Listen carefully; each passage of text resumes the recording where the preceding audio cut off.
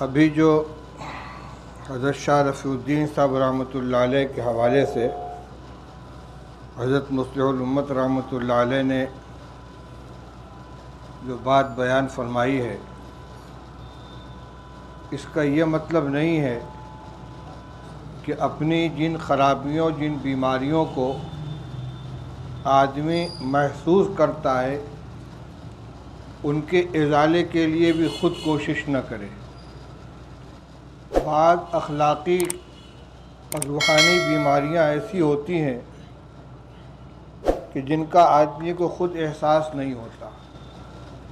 اس کے لیے تو شیخ کی اور مربی کی ضرورت ہے، لیکن کچھ بیماریاں ایسی ہوتی ہیں عملی اور اخلاقی جن کو آدمی خود محسوس کرتا ہے۔ مثال کے طور پر غضب یعنی غصہ، تکبر اپنے آپ کو بڑا سمجھنا، بدگمانی دوسروں کے بارے میں بدظنی قائم کرنا، اسی طرح عملی بیماریوں میں بد نظری، غیبت، جھوٹ، یہ وہ اخلاقی اور عملی بیماریاں ہیں کہ جن کو آدمی خود محسوس کرتا ہے۔ جیسے جسمانی بیماریاں ہیں، سر میں درد ہے، پیٹ میں درد ہے، کھانسی آ رہی ہے، زکام ہو گیا ہے، بخار آ گیا ہے، تو اس کی تشخیص کے لیے ڈاکٹر کا ہونا ضروری نہیں ہے کہ ڈاکٹر بتائے گا کہ آپ کو کھانسی آ رہی تب پتہ چلے گا، ڈاکٹر کہے گا کہ تم کو نزلہ ہوگی تب پتہ چلے گا۔ یہ تو کھلی ہوئی بیماریاں ہیں، اس کے علاج کی فکر خود کرنی پڑے گی۔ اب اس کے علاج کے لیے چاہے اس کی جو پیٹنٹ دوائیں وہ استعمال کرے یا کسی ڈاکٹر کو دکھلا کر علاج کرے۔ اسی طریقے سے جو اخلاقی اور عملی بیماریاں ہیں، کوئی جھوٹ بولنے کا عادی ہے، غیبت کی عادت ہے، اپنی زبان سے دوسروں کو اذیت پہنچاتا ہے، بد نظری کی بیماری ہے، اسی طرح غیبت کی بیماری ہے، تو ان بیماریوں کا علاج ضروری نہیں ہے کہ جب مصلح اور مربی کے پاس پہنچیں گے وہ کہے گا، تجویز کرے گا تبھی اس کا ازالہ ہوگا۔ یہ بیماری ہے، معلوم ہے۔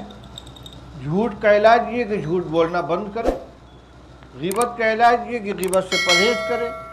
بد نظری کا علاج یہ کہ نگاہ کی حفاظت کرے، اسی طرح سے غصے کا علاج یہ کہ غصے پر قابو پائے۔ البتہ بعض وہ روحانی بیماریاں کہ جن کا مریض کو خود احساس نہیں ہوتا، اس کی تشخیص کوئی ماہر شیخ ہی کرے گا اور اس کا جو علاج تجویز کرے گا اس کے مطابق عمل کرنا پڑے گا۔ حضرت شیخ الحدیث رحمۃ اللہ علیہ نے آپ بیتی میں لکھا ہے کہ میں حضرت مولانا خلیل احمد صاحب رحمۃ اللہ علیہ کے خطوط کے جوابات لکھا کرتا تھا، متعلقین کے خطوط آتے تھے اور حضرت اس کا جواب لکھواتے تھے۔ ایک صاحب کا خط آیا، بڑے اونچے احوال لکھے تھے انہوں نے، اس طرح کا خواب نظر آتا ہے، اس طرح کی نورانیت نظر آتی ہے اور یوں ہوتا ہے وہ ہوتا ہے، اور معمولات لکھے تھے۔ خط سنانے کے بعد میں نے سمجھا کہ حضرت بس ان کو اجازت دے دیں گے کہ ماشاء اللہ تم پہنچ چکے ہو، میں تم کو اجازت دیتا ہوں۔ لیکن میری حیرت کی انتہا نہ رہی جب حضرت نے جواب میں یہ لکھوایا کہ فرائض و واجبات اور سنن مؤکدہ کے علاوہ تمام معمولات یک قلم موقوف کر دو۔ فرائض و واجبات اور سنن مؤکدہ کے علاوہ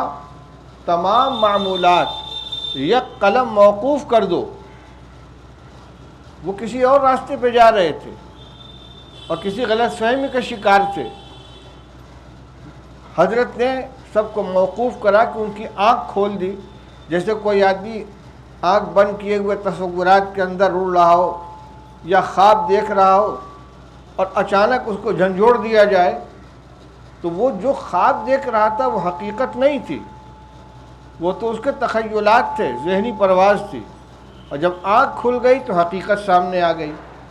تو ان معمولات کی وجہ سے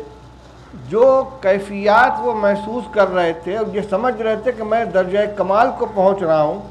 اور بہت خوش ہو کر اس کو ظاہر کر رہے تھے، وہ راستے کے کھلونے تھے۔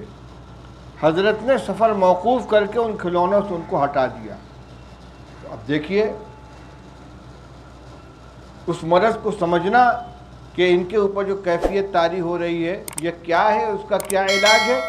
حضرت شیخ الحدیث رحمۃ اللہ علیہ جو خود بہت بڑے صاحب باطن اور حضرت مولانا خلیل احمد صاحب رحمۃ اللہ علیہ کے اخص سے مجازین میں سے ہیں، ان کا ذہن وہاں نہیں پہنچا جہاں حضرت مولانا خلیل احمد صاحب رحمۃ اللہ علیہ کی تشخیص تھی۔ تو میں یہ سمجھانا چاہتا ہوں کہ آج کے اس درس کا یہ مطلب نہ سمجھا جائے کہ کوئی دینی کتاب پڑھنا یا کوئی شرعی کتاب پڑھنا بغیر کسی استاد یا مسئلے کے کسی کام کا نہیں ہے۔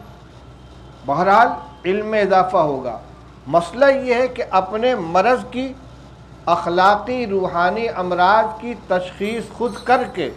خود علاج تجویز نہ کرے، لیکن جو اخلاقی اور عملی بیماریاں بالکل واضح ہیں،